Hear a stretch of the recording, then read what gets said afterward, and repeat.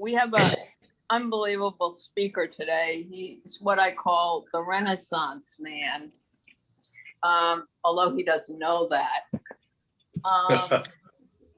Well, he does now, I guess. If you want to know anything about history, and it doesn't matter what history, you go to Richard. Because this man has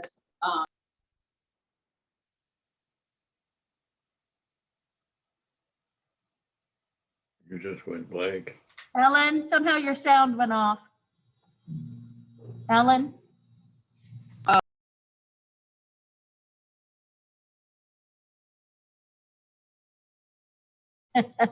he has studied an unbelievable amount of both, I would say, American and British history, as well as the history of other countries.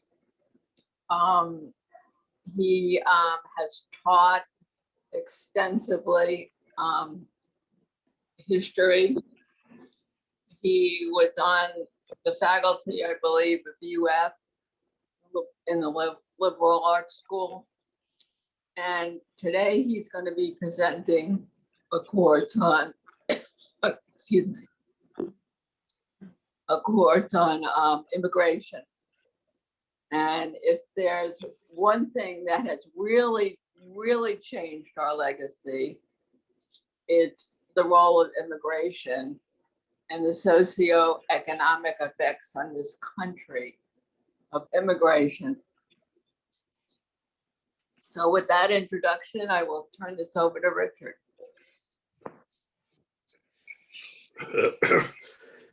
Excuse me. Thank you very much. I won't comment with false modesty. I'll just say thank you. And I will have some slides this afternoon, as you can see. And I hope you will help me resist the temptation to read them to you, because that's often a deadly thing. They are mainly facts that are relevant and show the development of American immigration policy.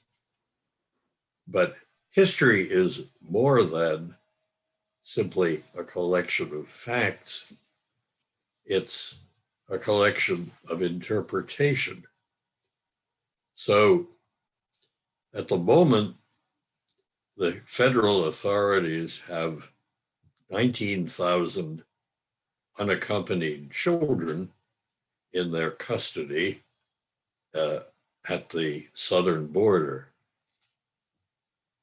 Is that a national crisis that requires immediate action by the Congress and the president?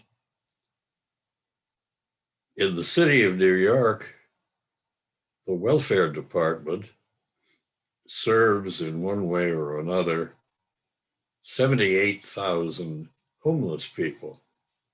And there are an estimated 624,000 homeless people in the United States today. Is that a national crisis that requires immediate action by the Congress and the president? They're both facts, but what they mean to us depends really on where is your starting point. And the same thing is true with national boundaries. Next, the same thing is true with national boundaries. Are they something that must be defended? Are they something that can be permeable? Julianne, next.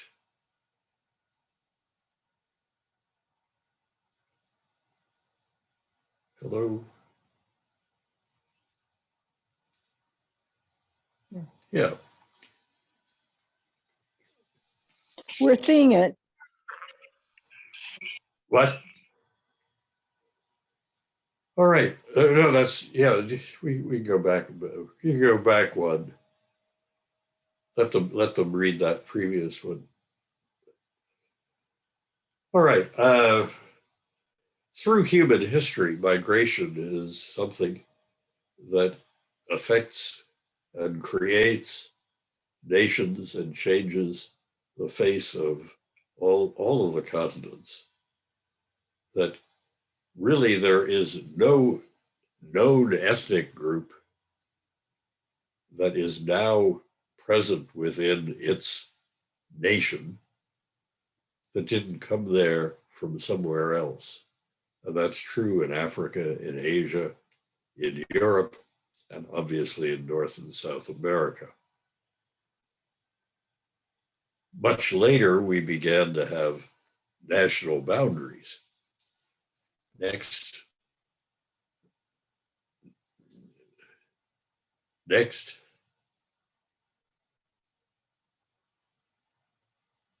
Hello. Well, anyway. Richard, you want me to go to the next one? Yeah, that's fine. This is one. Let's use this one. Okay. Families live on both sides of the American and the Mexican border. And this has something to do really with the way the Canadian provinces and the Maritimes and Ontario were settled, with people coming from New England and from New York and Pennsylvania, and then extended families reaching back into Michigan and the Midwest, so that there's a solidarity there. And French Canadians would come down to New England to work in textile mills and then go home again. And the same thing is true on the southern border, where from Texas to California, we took in 1848 a slice of Mexico with Mexican inhabitants, so that naturally there was a connection there, and that movement of seasonal labor to work in the harvests and so on. And until 1965, we had essentially open borders, no visas required for anyone from anywhere in the Western Hemisphere. Next.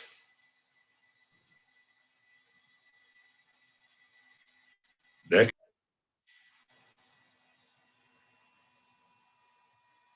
Should I speak louder? Is there a problem with catching me there? Julianne, can you move? Richard, I keep pressing the button and there seems to be a delay. My apologies. Oh, okay. Thanks. You're doing a great job there. All right. Now, since 1965, the southern border was militarized and the number of Border Patrol agents steadily increased. I'm ending up reading this. My apologies. And just within the last 15, 16 years, there are an amazing set of statistics. In 1994-95, the entire budget for the Immigration and Naturalization Service, covering absolutely everything, was just over $1 billion. Now that's more money than we generally spend in the supermarket, but it's still, in government terms, an acceptable amount. In 2020, the budget for defense of the southern border essentially was $25 billion. And there are roughly 100,000 contracts for various ways of defending our southern border with various private companies that provide different kinds of services or material, and they total in excess of $55 billion. So we are defending the border, which in 1965 was no one saw any need to defend, with an enormous cost to the country. Next.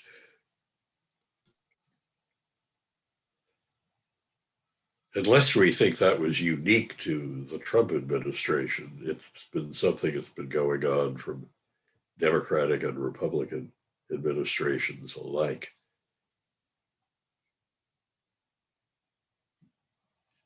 Yeah, there we are. Actually, it represents a change in attitude. And I am going to read this one because you have the position of integration. All immigrants can be assimilated to American culture. All immigrants can become citizens. Or exclusion. Immigrants threaten the national culture, and only a worthy individual deserves a path to citizenship. Next. And that's a crucial change in attitude, which is common also to Europe, that we could accept in various countries, we could accept people who came as refugees, asylum seekers, but now they are a threat to our culture. And so it's an international crisis. Migration and exile is part of European history. But at the present time, we have wars, famine, climate change, driving enormous numbers of refugees. And increasingly since 2015, when Angela Merkel really opened Germany to all of these people fleeing Syria, we have had government after government putting up, as we see in the picture there, barbed wire defenses against the families, the children who are trying to come to escape from the horrors of that they face at home. And similarly, we're in that position here. Next.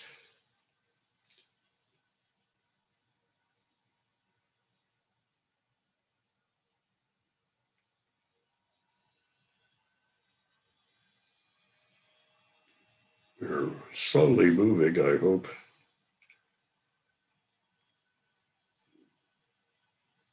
Yes. All right. So this comes back to the question of how do you read the facts? And again, I'm going to read some of these things just so you can see what's going on. In 1900, 10% of Americans were foreign born. In 1920, 14% were foreign born, maybe closer to 15. And by 1920, there was a widespread feeling in the United States that we were threatened by all of these aliens who are coming to our country. And the same thing is true, it would seem, in our own time, that 50 years ago, about 10% of Americans were foreign born. And then by last year, it was closer to 15%. And again, we had large numbers of Americans saying we're under threat. And the numbers, although they're not perfect, is that in 1900, there were about 10 million foreign-born people. 1920, there were about 14 million. In 1970, there were again just about 10 million. In 1990, a little over 18 million. And then in 2000, you see how the numbers jump.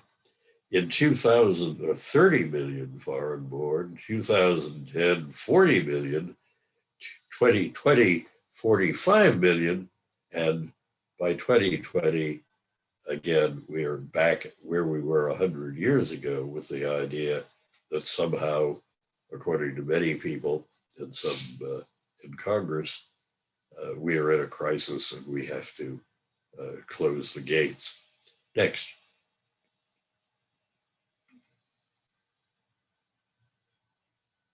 As far as policy in colonial times, the British authorities had a very simple immigration policy. They encouraged the settlement of foreign Protestants. And of course, people coming to the British Isles were already clear to come there.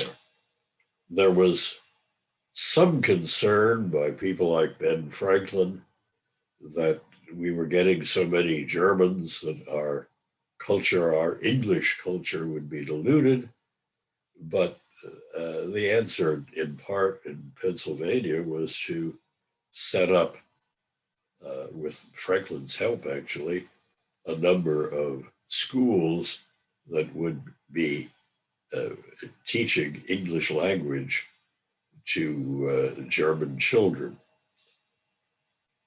And then at that same time, the British authorities were sending convicts, convicted felons, to the Chesapeake particularly, especially to Maryland.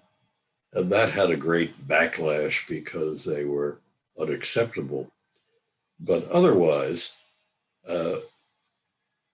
and this, I'm picking this up here now from 1924, when the Johnson-Reed Act was concerned about too many people coming from Southern and Eastern Europe.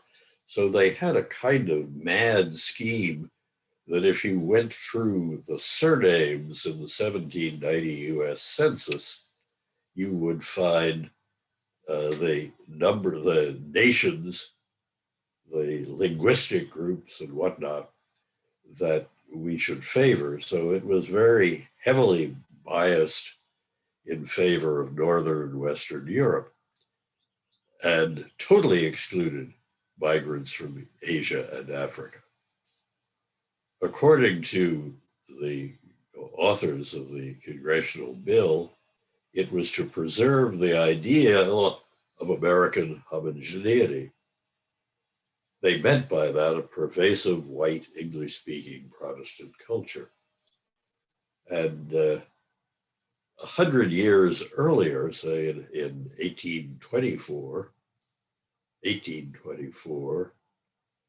and if you were to go to the New England states, you did have a population that was almost totally of English descent, that shared a common culture, and to some extent this was true in the other colonies. There was a linguistic difference in the early 19th century. There were very large communities in New York and New Jersey where Dutch was the normal language. Extensive areas in Pennsylvania and southward, down all the way down into Georgia, where people spoke German and the church services were all in German and they had German schools. And the Louisiana Purchase and the Purchase of Florida had brought in smaller communities who were either French or Spanish speaking. But before 1840, most immigrants were in fact Protestants from Great Britain and Ireland and various German-speaking lands. There were small Jewish and Catholic communities dating from colonial times and essentially integrated. Mass migration of Irish and German Catholics in the 1840s and 1850s created a nativist backlash. Can they be assimilated?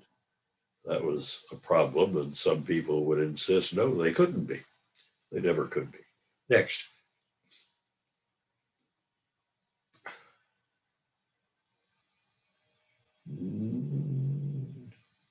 Hit that button. I like that picture. Sort of the promised land picture there. All right, so the whole policy, once we got a federal policy after 1875, the states had set their own limits and so on, was to exclude undesirables. The first Immigration Act excluded lunatics, convicts, and persons likely to be a public charge. And then the same year, we had a Chinese Exclusion Act, various contract labor laws to eliminate other kinds of undesirable laborers. 1891, they added polygamists and persons convicted of acts of moral turpitude. You can guess what that was. And persons likely to be a public charge was often, especially after 1892, was dealt with a kind of very simple appeals process. That if you arrived at Ellis Island, which was opened in 1892, with very small amount of money or no money, some inspectors would say, oh, he's likely to be a public charge. But you could very easily appeal that to somebody else in the office. And according to one authority, 97% of the people who were initially charged with likely to be a public charge were in fact reinstated and left Ellis Island or Boston or Philadelphia to become potential American citizens. Next.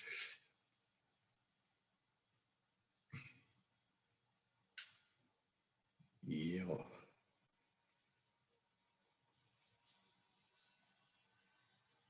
Sure. All right, and then public schools are the primary agency of Americanization. This had been true in the 19th century, where English language public schools introduced in the 1830s and 40s and thereafter became standard in every state, especially the northern and Midwestern states, so that as children grew up, no matter what language they spoke at home, they learned to speak English. The picture on the right, if you notice it, it's these little boys are writing America on the blackboard. But note, this probably is made about in the 30s maybe, but note they are all essentially blue-eyed, blonde, Northern European kids. Next.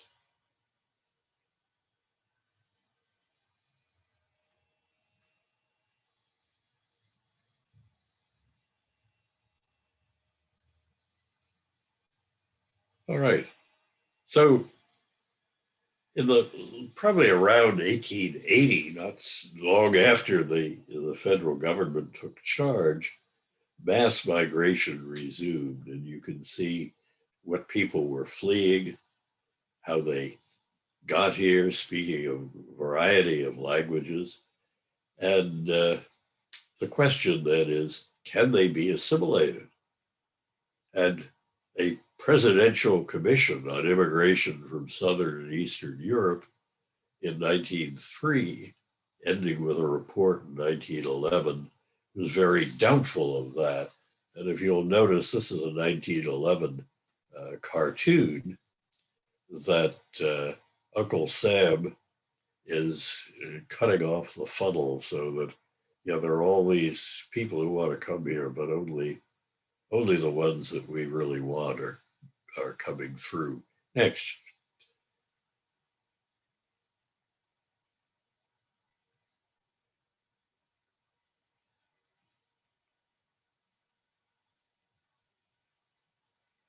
Hello.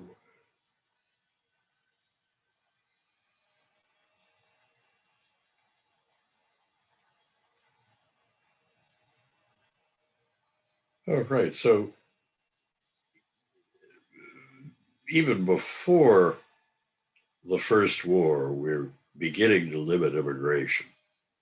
And the first is the introduction of a literacy test, not literacy in English, obviously, but that you had to be literate in Italian or Greek or Polish. And many immigrants, of course, weren't. And then passports were required. And then finally, the immigration acts in the 20s that set quotas favorable to Northern Europe and the British Isles. And now visas were required with very limited numbers of visas available. As we would see next, as we would see in the 1930s, there were people who had sponsors waiting in the United States to accept them. And they were told, well, you had a waiting period of 10, 15, 20 years. And since many of those people were people who would be next, people who would be the victims of Nazism, it was a tragic thing that we had that in place. Next. Yeah. Now, what about the Past of Citizenship?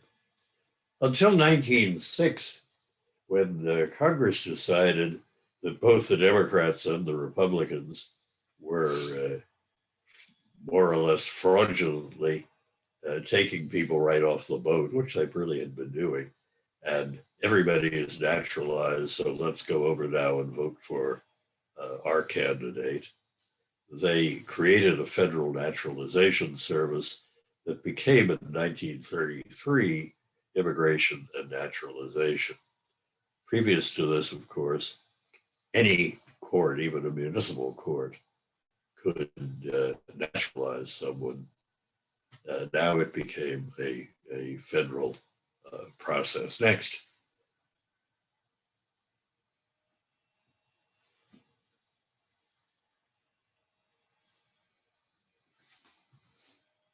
Yes.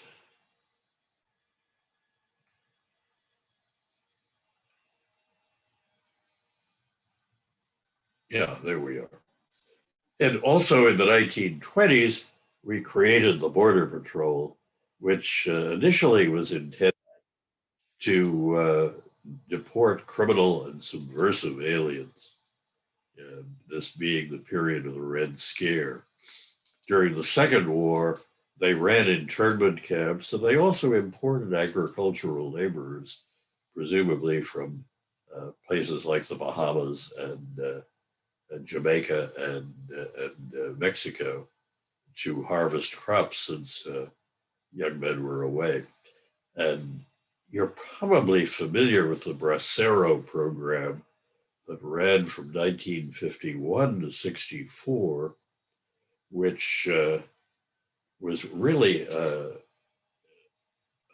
it was a guest worker sort of program that was open to terrible exploitation of essentially Mexican workers. And interestingly, the Border Patrol had a very controversial operation in 1954 when they began deporting illegal aliens living and working in the United States. Next.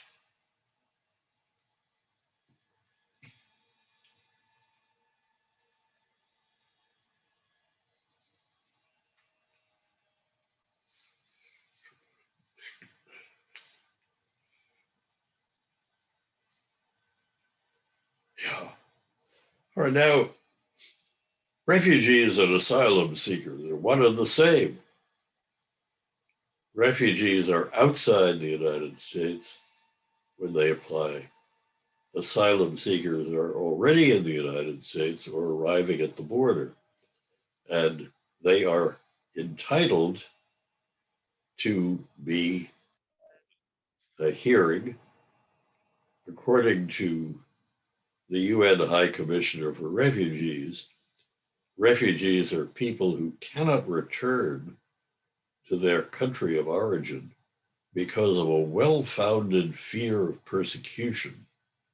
And catch these words here: persecution, conflict, violence, or other circumstances that have seriously disturbed public order. So if that's the case where you live, you can be a refugee. And if you get to the United States, no matter how you got there, even if you crossed the border or a coyote smuggled you in, you are still entitled to be an asylum seeker and to have a hearing and be accepted to stay. Next. But the United States refugee policy was heavily influenced by the Cold War.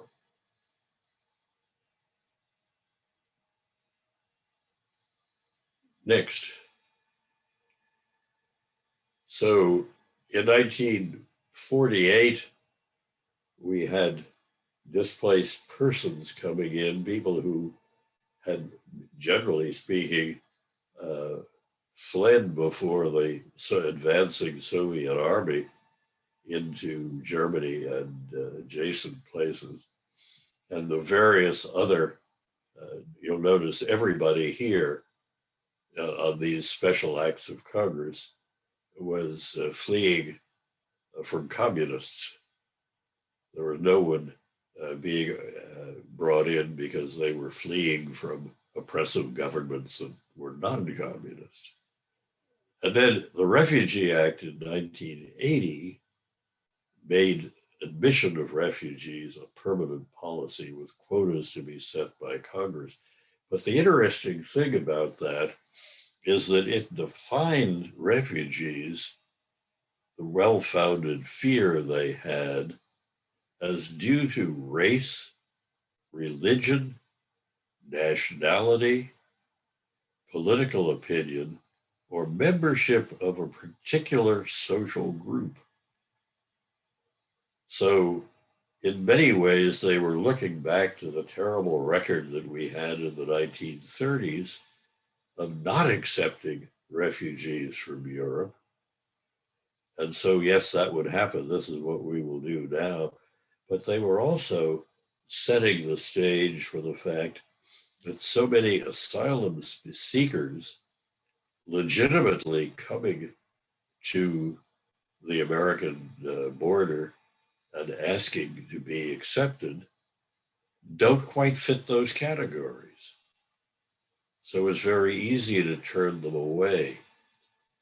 For example, if you are fleeing, which would be true of the definition of refugees, but from the UN High Commissioner, that if you were fleeing gang violence in Central America, yes, you're a refugee.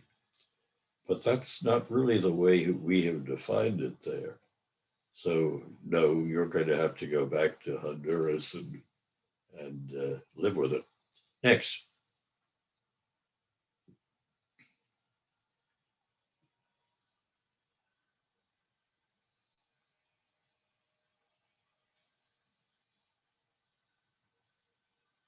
since I don't know what's coming up.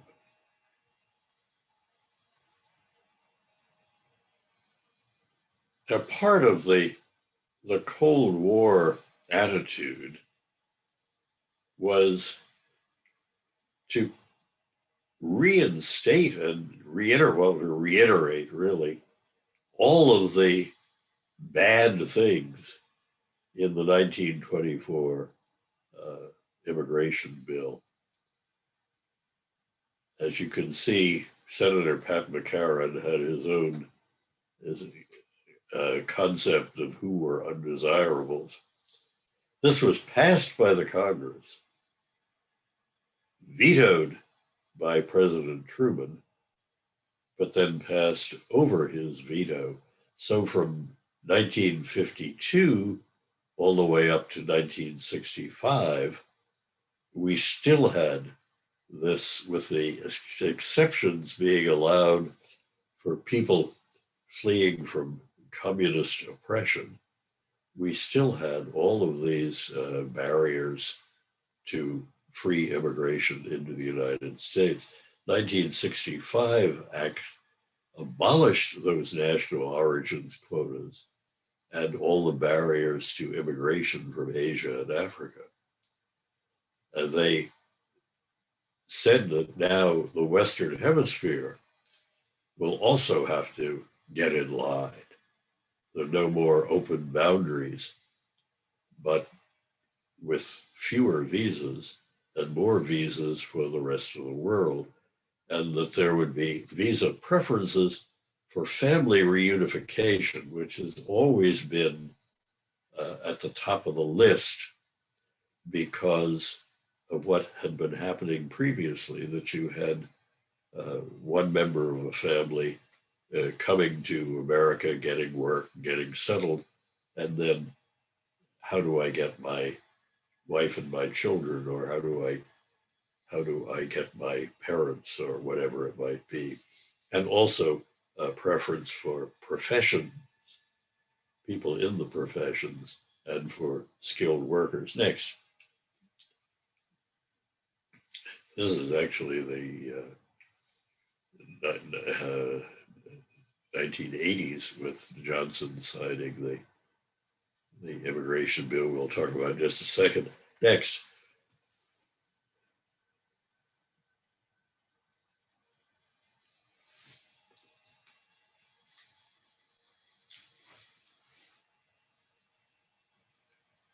Another. All right, 1965 really created undocumented immigrants because people found themselves working in construction in Atlanta, but they were Mexican citizens or came from Poland or wherever, and they had just entered the country. They had not gone through. And the Reagan administration dealt with that problem in 1986. And the interesting thing is that it did two things. One was that it wanted sanctions on employers who hire undocumented workers. And that continues to be a very sore point, that there was a bill just a session back in the Florida legislature that said we want to require all employers to go through this process of discovering the immigration status of the people they're going to hire. And every industry and business interest in the state jumped on that. And they ended up saying, well, if you're hiring somebody for a state job, you can check them, but there are no sanctions on other employers. And also the idea of amnesty, that in 1986, they recognized there were 3 million people living in the United States, working, paying taxes, but they were not officially here. So what do we do to set them up so that they were given a legal status by the Reagan administration. Next.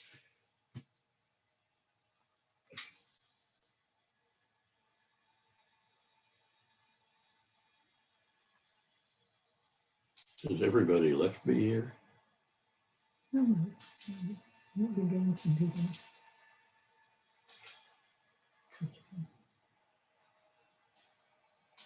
Yeah. So Ted Kennedy introduced a bill in 1990, which then passed Congress and was signed into law by George H.W. Bush. It increased the annual limit to 700,000, increased the number of visas, revised visa categories to family reunification, which was already there, employment-based, and introduced this diversity lottery for countries with very low numbers of immigrants. And that last category is one that's been under attack in recent years. That there was, then in the 90s, there was a Commission on Immigration Reform. It's work defined by Barbara Jordan as people who should get in, people who should not get in are kept out, and people who are judged deportable are required to leave. Now, in the Clinton administration, just notice the language here. This is the first time we have this Illegal Immigrant and Immigrant Responsibility Act, which mandated hiring more Border Patrol agents and using this automated verification system for immigration status before people could be employed. And this allowed also some categories in the 90s of, again, another kind of amnesty, but it was balanced by much more militarization of the border, many more Border Patrol agents, and basically taking the idea that we are now need to defend our borders. So next.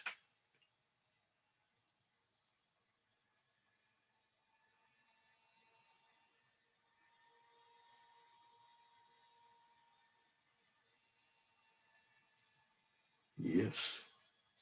And that's been the problem of the various reform bills introduced thereafter. That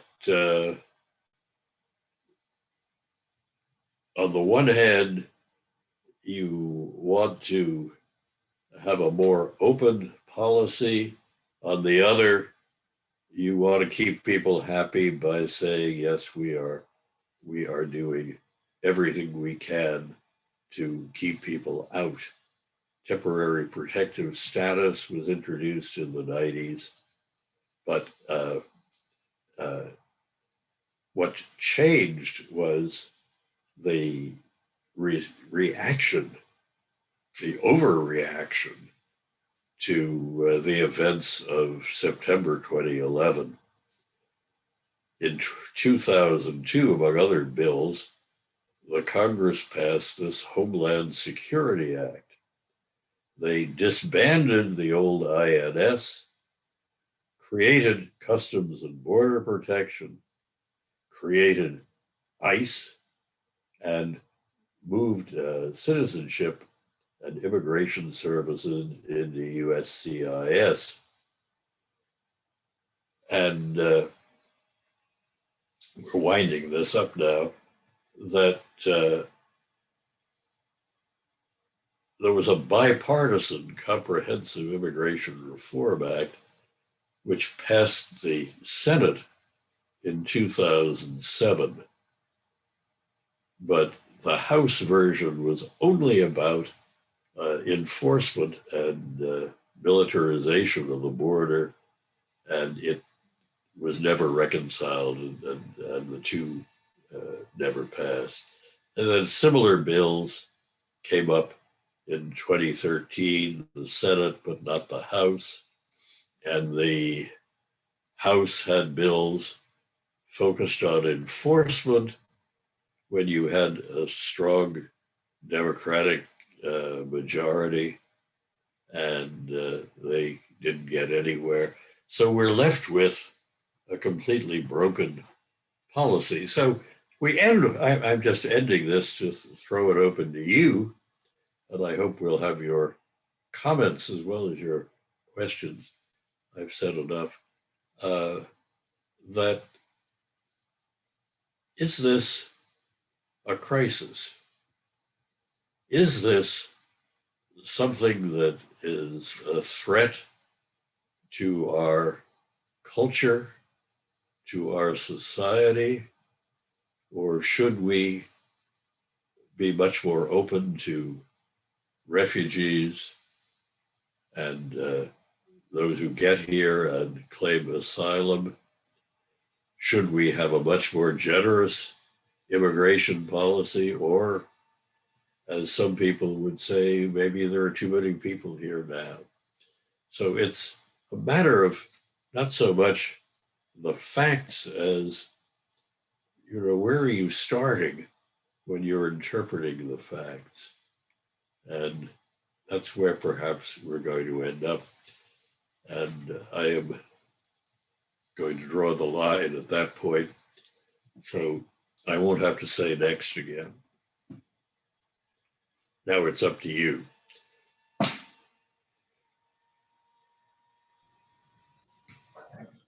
Okay, my apologies for the delay in the screen share, Richard. No, it's not your fault. I know. No, but I'm on this end, so. Ellen, Yeah. any comments? Okay, do we have questions for Richard or comments? I see Peter, go ahead and unmute.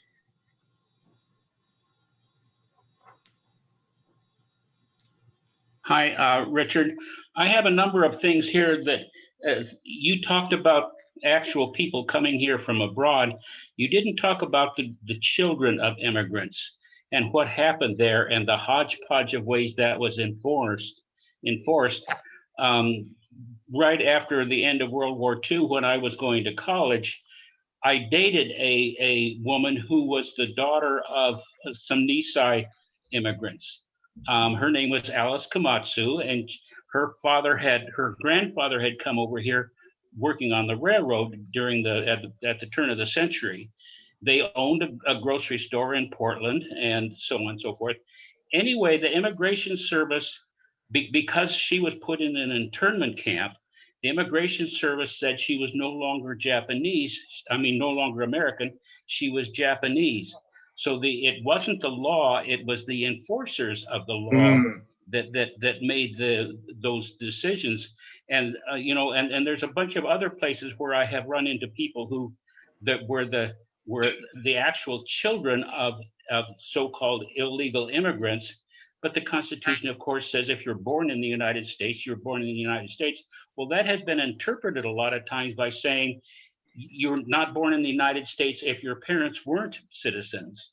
And so there's been a hodgepodge of that kind of stuff. And you haven't addressed that whole category of immigration problems. No, that's a very interesting point. And it's the problem of what the law can say and what the people on the ground, how they're going to interpret that.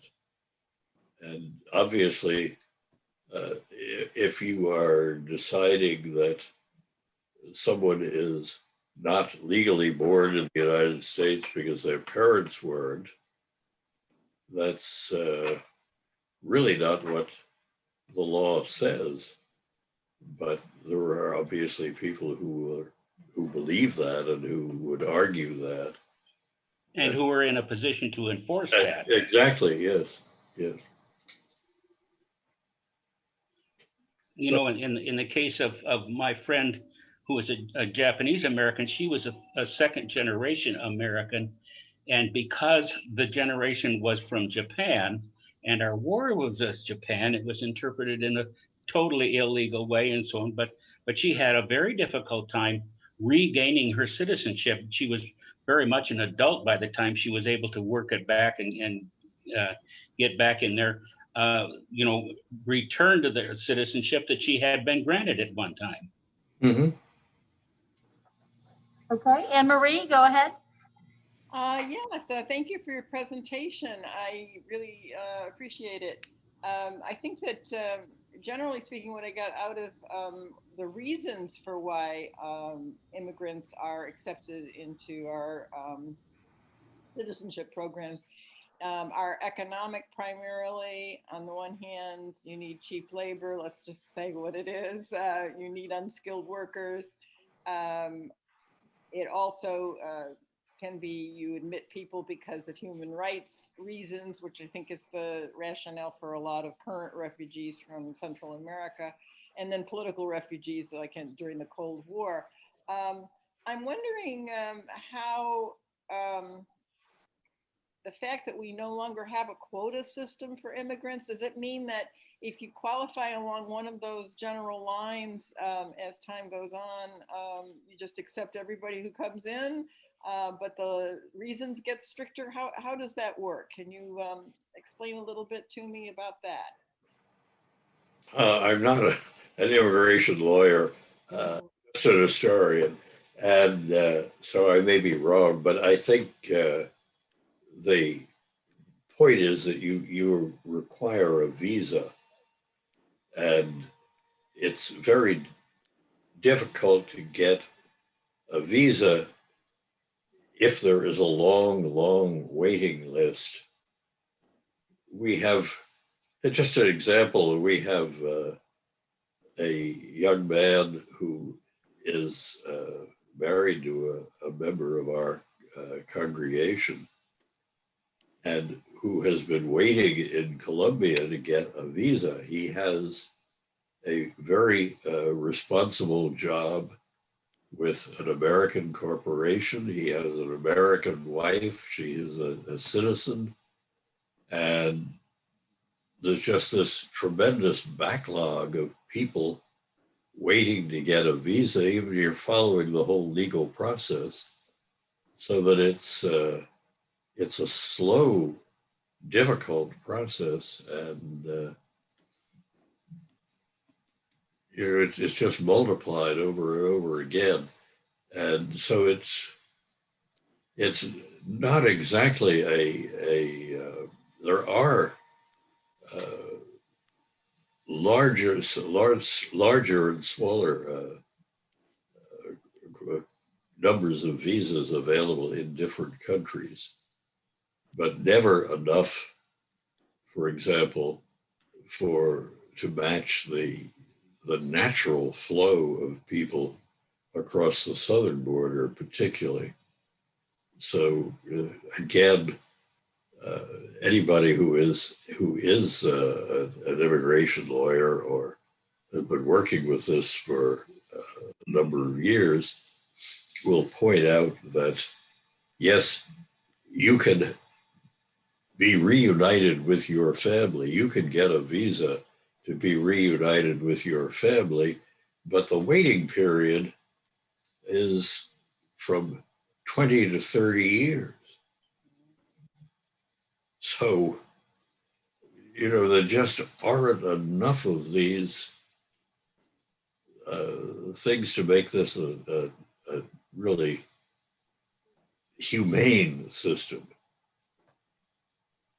So I don't know if I've answered that, because I've skirted around it perhaps. But. All right, Izzy, go ahead. Thank you, Dr. MacMaster. A while back, I guess about 5 years or more, we had a lecture at ILR, particularly about Europe, but that what was really going on was that the population pyramid was getting upside down, where there were more older people and fewer younger people to do the work. And that's why a lot of people were allowed to immigrate. I know that was particularly in Europe, I think they talked about, but it seems like the same thing may be going on here. That drives a lot of the rules that changes, and maybe they overreact or something.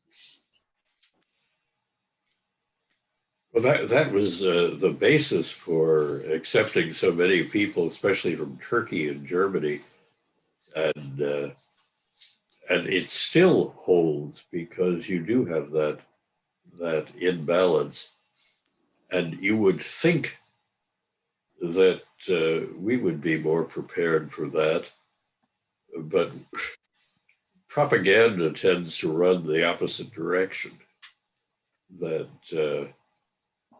that somehow people coming here are going to take jobs from Americans, when to a large extent those jobs were shipped overseas by various American companies for their own advantage. So, yeah, we probably are in the same situation, but maybe we're not ready to acknowledge it. Yeah. All right, thank you. Thanks. Paul? Yes, thank you, Richard, for your presentation. Can you hear me okay? Oh, sure. Right, okay. Richard, a number of years ago, I met an elderly German man who had been a prisoner of war, and I believe he said he was stationed in Texas, somewhere in the Southwest. And he wrote his memoirs about that experience, and he was extremely positive in his view of the U.S. In fact, when the war ended, he went back to Germany, married a German woman, and then returned to the U.S. and settled here, lived here ever since. I'm sure there's been some research on this type of thing, that is, prisoners of war who decide they really like to stay or come back and live here. I'm sure there are. Getting into I'm always comfortable in the 18th century. Getting into the 18th century, remember many of the Hessians decided, oh yeah, this is a much better place than where we were, so we're going to stay here, or go home and then come back again. Yes. I'm sure that happened more than in that one case. Oh, yes. Right. Thank you again. Oh, thank you.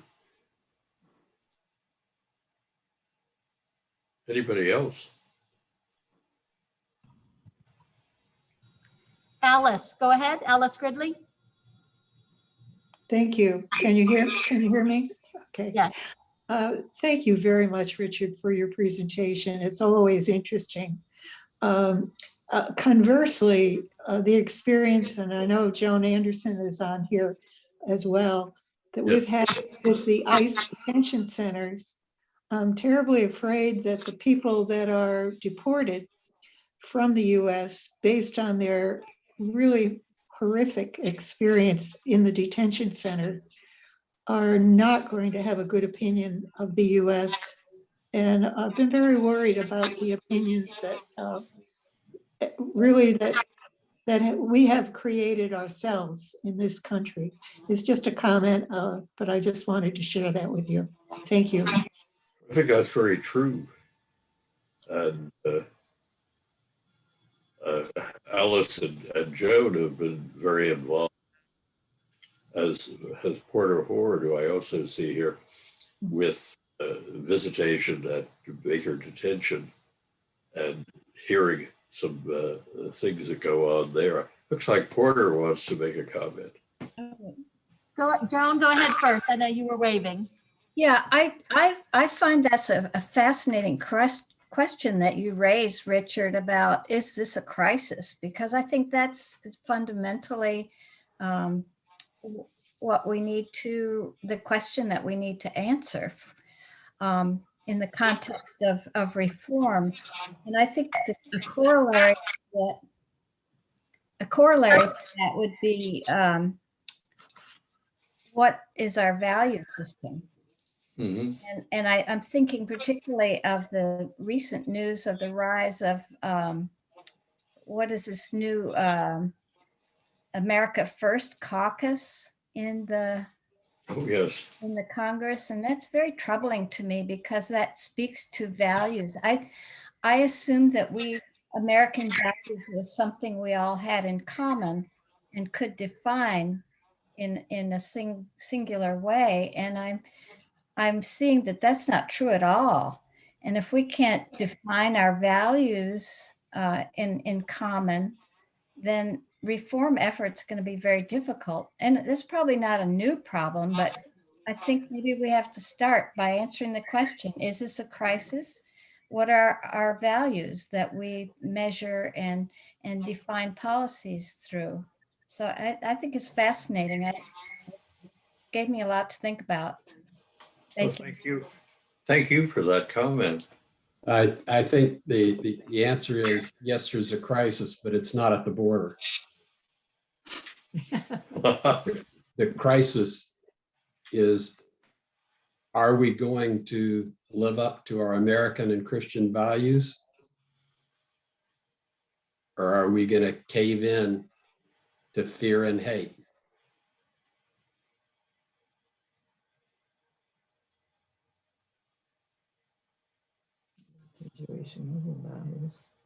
A lot to think about.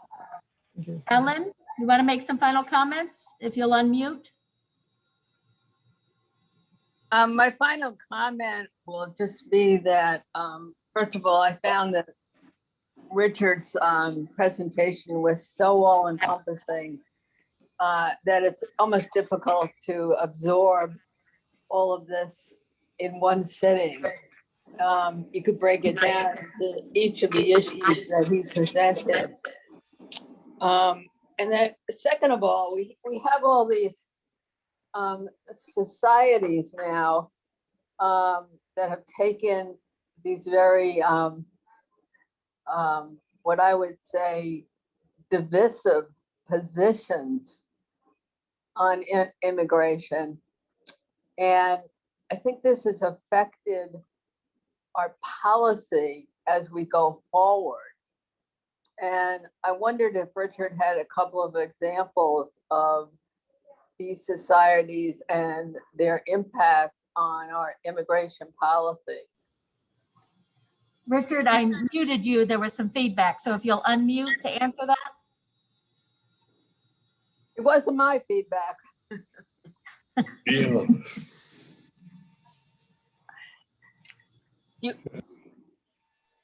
Richard, do you want me to repeat the question? Yeah, go ahead. I was talking about the divisive policies that have developed and the societies that support these policies and how they've affected our political landscape.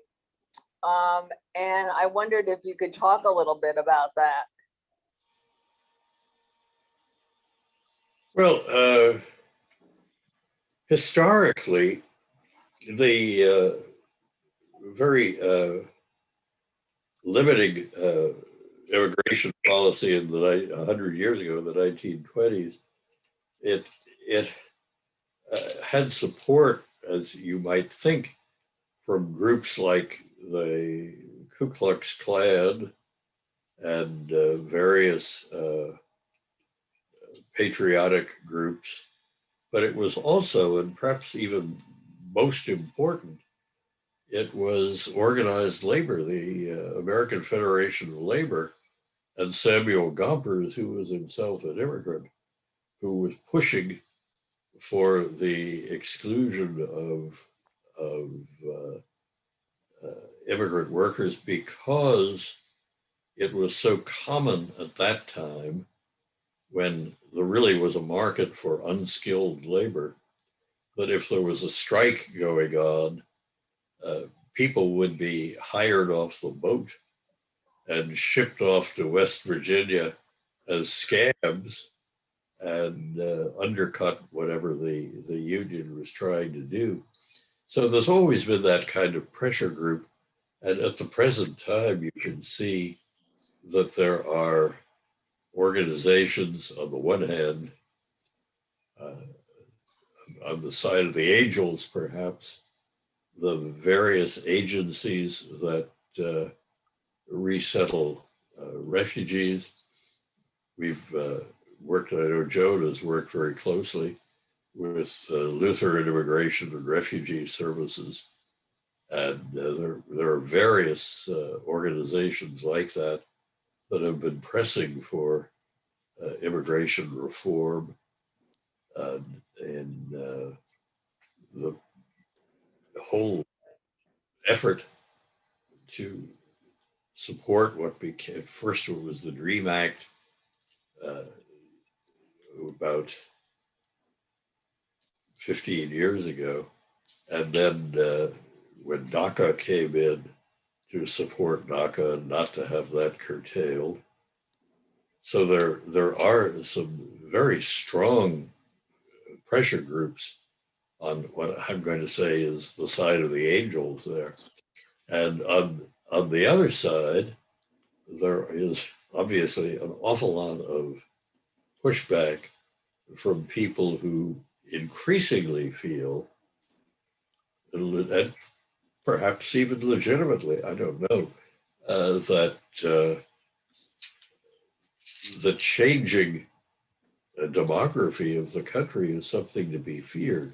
And that, as we saw, that was something that seemed to motivate people over the years, that, oh, it's no longer like it was in my imagined past, when everybody lived in what's the town down there? What's that place? Oh, in where Andy Griffith, Mount Mount. Yeah, right. Yeah. That's good enough. Mayberry, Mayberry, yes. Mayberry. And that's not true if half the people in town are Mexicans who are working in the cannery. So we have to deal with that, and some people don't want to deal with that. But they're pretty well organized too in various ways. Well, Richard, it's a very complicated issue. I know, back when they had the Bracero program, the law was written in with the assumption that you came here, did something, and then went back. Yes. But that, in fact, was not what happened.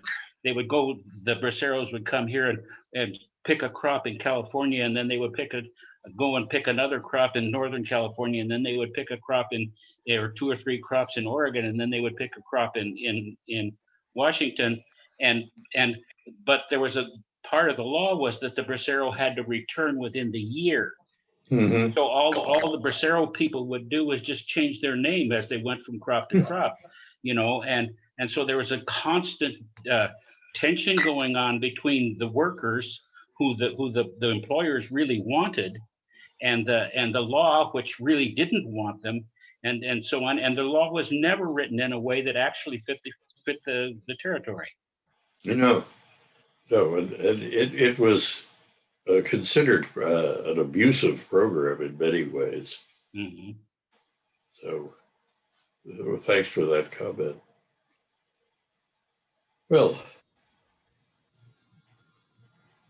Okay, do we have any other comments, questions, observations for Richard? Go ahead, Joan. Yeah, I'll just say one more thing I just thought of on this conversation was that I think we don't mind the immigrant workers and the laborers. I think at some level, everyone recognizes that there is a value and we do need these workers, but the rub comes when they make demands, like fair wages or yes, things like that. yes, yes, So, yes. we've got to, like Porter said, we've got to look to ourselves and evaluate our own values and our own responsibility toward them. Right.